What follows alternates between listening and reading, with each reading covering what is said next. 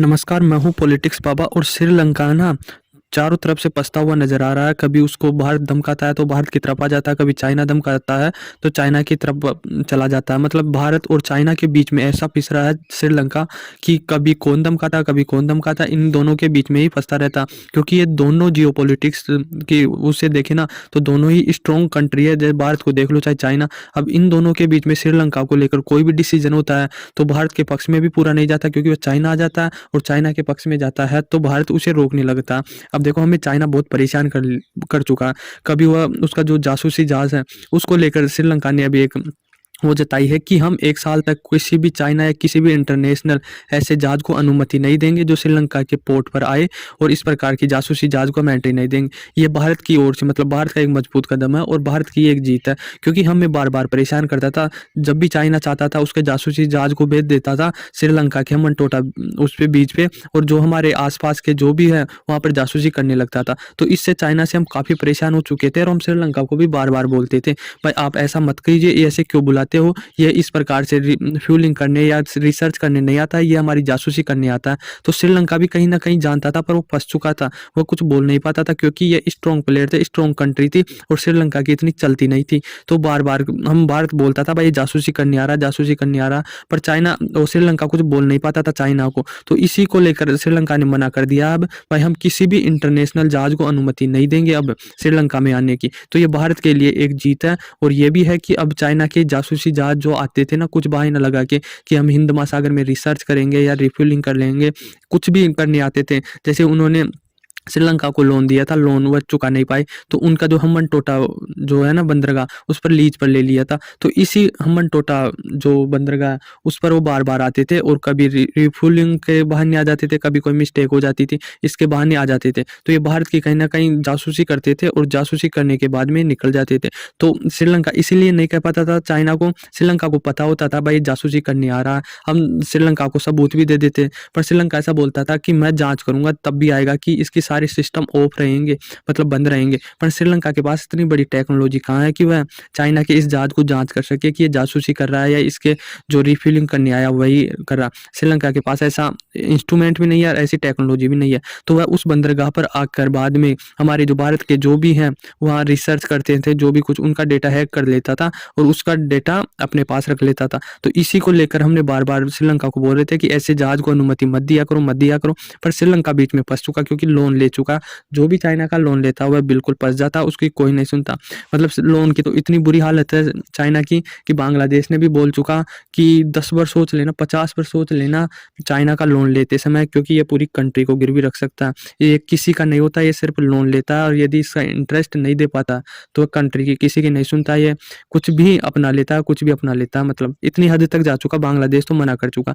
पाकिस्तान की बात करें तो पाकिस्तान की तो इतना लोन दे चुका चाइना कि अगले आने वाली 7 पीढ़ी भी पाकिस्तान की जो जनरेशन है, 7 पीढ़ी जनरेशन वह भी नहीं चुका पाएगी, इतना लोन दे चुका चाइना। और चाइना के इशारों पर नाचता है। मतलब जो भी मतलब खराबी है ना, इतने बम धमाके होते हैं, कुछ भी इन पॉलिटिक्स अस्थायी होता है पाकिस्तान में, वह चाइना ये पाकिस्तान चाइना की वजह से ही होता है। पाकिस्तान के नागरिक इन्हें मारते भी है, जो भी कंट्रैक्शन करते हैं ना, तो मतलब उसमें पाकिस्तान में चाइना के लोग उसको मतलब झड़प हो जाती है पाकिस्तान के नागरिक के और वर्कर के, चाइना के वर्कर के पास।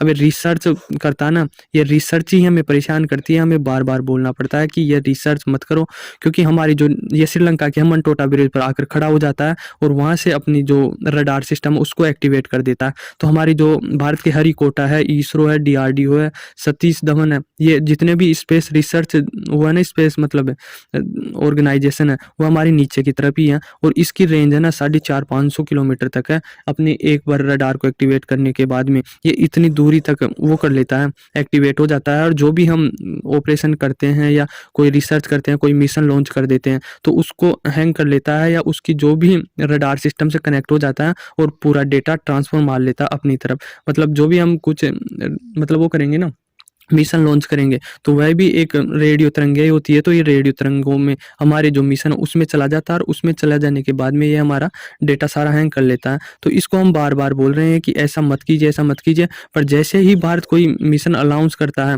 वह एक पहले सूचना दी जाती है कि हम ये मिशन लॉन्च करेंगे और आप इतने-इतने जो समुद्र में मछुआरे हैं, वह इतने-इतने एरिया में से हट जाना, क्योंकि वहाँ पर हमें कुछ भी मिशन लॉन्च करेंगे तो कुछ दुर्घटना घट सकती है या कुछ हो सकता है। तो पहले सरकार अनाउंस करती है, हमारी इसरो जो संगठन है वो अनाउंस करता है कि वहाँ इस जगह से इतने एरिया से हट जाना। तो जैसे ही इसे सूचना मिलती है तो ये अपना जो भी सामान है, जैसे भी जहाज है, ये जासूसी के जहाज, उसको लेकर आ जाता है और वहाँ पर खड़ा कर देता है, ताकि यह उस 400-500 किलोमीटर के रेडिएशन में या रेंज में, तो उससे कनेक्ट होकर जो भी डाटा है ये प्राप्त करे। वह कौन सा मिशन लॉन्च कर रहा है, किस तरह की टेक्नोलॉजी यूज कर रहा है, क्या क्या कर रहा भारत, तो उससे लेकर यह हमें बार बार परेशान करता था। जैसे ही हम मिशन लॉन्च करते थे तो ये आ जाता था और ये श्रीलंका के मनटोटा के भाई ने हमें बहुत ज़्यादा परेशान करता था। तो भारत के पास भी है ऐसा एक जहाज, पर इसके पास 4-5 जहाज है और इसके काफ़ी अच्छी टेक्नोलॉजी है। 400-500 किलोमीटर की रेंज में ये कोई भी एक्टिविटी हो रही है ना, उसको कैच कर लेता है और उसका डाटा को कॉपी मार लेता है और पता कर लेता है कि क्या हाल चल रहा। अब देखो श्रीलंका, इसी को भारत ने काफ़ी दबाव बनाया, इंटरनेशनल भी दबाव बनाया, पहले भी बनाया, पर पहले बनाने के बाद में हम एक बार विफल भी हो गए थे। हमें इसे रोकने की काफ़ी कोशिश करी, पर फिर भी ये मनटोटा वो उस पर चला जाता था। पर अब भारत की जीत है, क्योंकि ये इस प्रकार की होती है ना काफ़ी ज़्यादा, तो हम इसको रोकने में कामयाब रहे और श्रीलंका इसे मजबूती से, मतलब 1 साल तक बैन कर दिया है, तो कहीं न कहीं भारत सुकून की साँस लेगा, क्योंकि ये बहुत खतरनाक टेक्नोलॉजी है। यदि ये एक बार वो हो जाती है ना, एक्टिवेट हो जाती है, 400-500 किलोमीटर की रेंज में आ जाती है, तो कहीं न कहीं हैंग कर लेती है। तो हमारे मिशनों को भी काफ़ी खतरा हो सकता था इससे, और जो हमारे स्पेस रिसर्च सेंटर है उनको भी काफ़ी खतरा हो सकता था इस जहाज़ से। तो श्रीलंका ने बहुत अच्छा काम किया है और भारत की ये जीत है जियोपॉलिटिक्स तौर पर।